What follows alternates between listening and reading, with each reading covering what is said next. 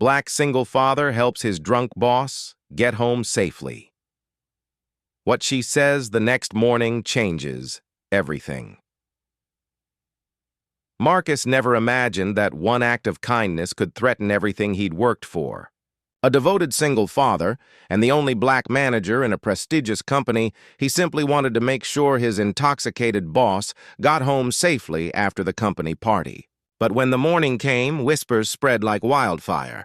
Photos were taken, stories twisted, and suddenly Marcus was accused of something unthinkable. Overnight, he went from respected employee to public disgrace.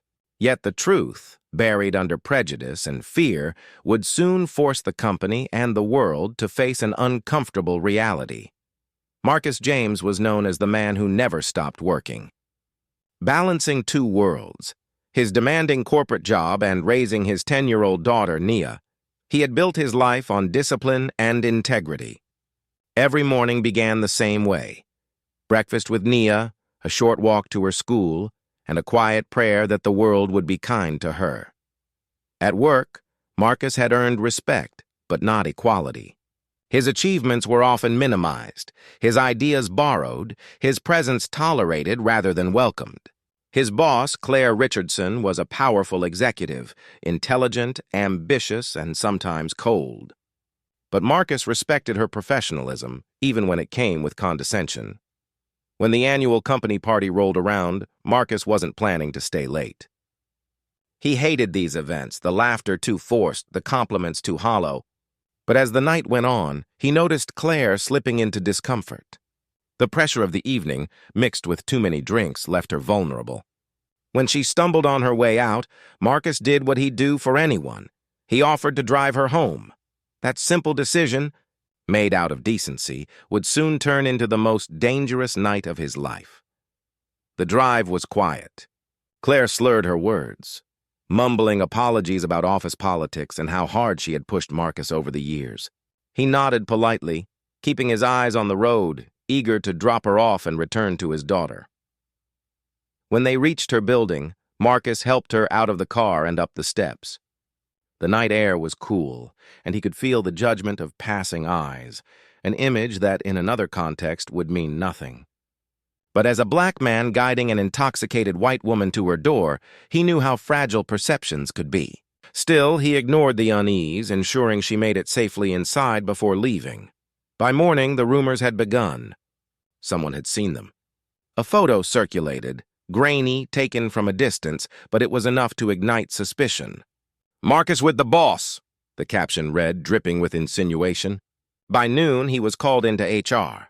Claire wasn't there. She hadn't spoken up yet. The company claimed that it was conducting an investigation. Marcus was stunned. Investigation? For what? He was told there were concerns about inappropriate conduct.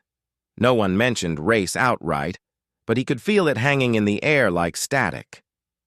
The same people who once praised his professionalism now avoided his gaze. That afternoon, Claire finally appeared. Her eyes were hollow, her face pale. She tried to speak, but the HR director cut her off. Marcus was officially suspended without pay pending review. Outside the glass building, his world seemed to collapse.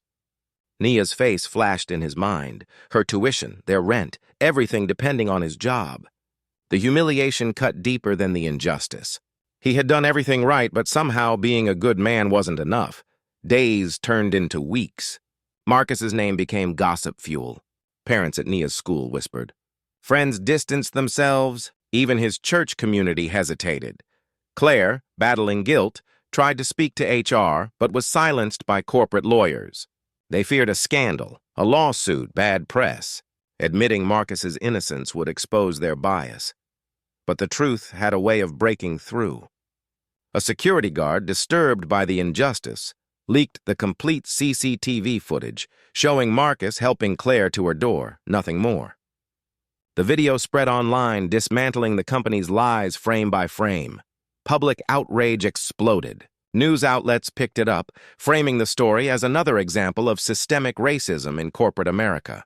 A black man punished for decency, one headline read. Marcus didn't celebrate.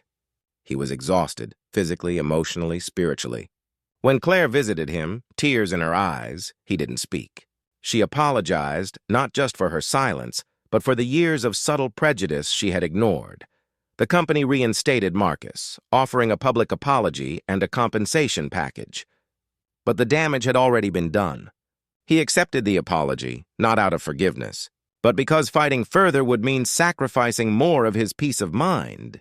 He used part of the settlement to start a mentorship program for young Black professionals, teaching them not only how to navigate corporate spaces, but how to survive them. Claire quietly resigned. In her resignation letter, she wrote, "Sometimes it takes losing everything to see what you never questioned." Months later, Marcus stood with Nia at her school recital. As she sang, he thought about how one small act of kindness had exposed an entire system built on fear and prejudice. He didn't want revenge. He wanted change.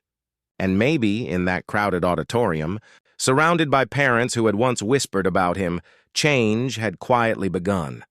Sometimes, the truth doesn't set you free immediately. It just shows you who was never willing to see you clearly in the first place.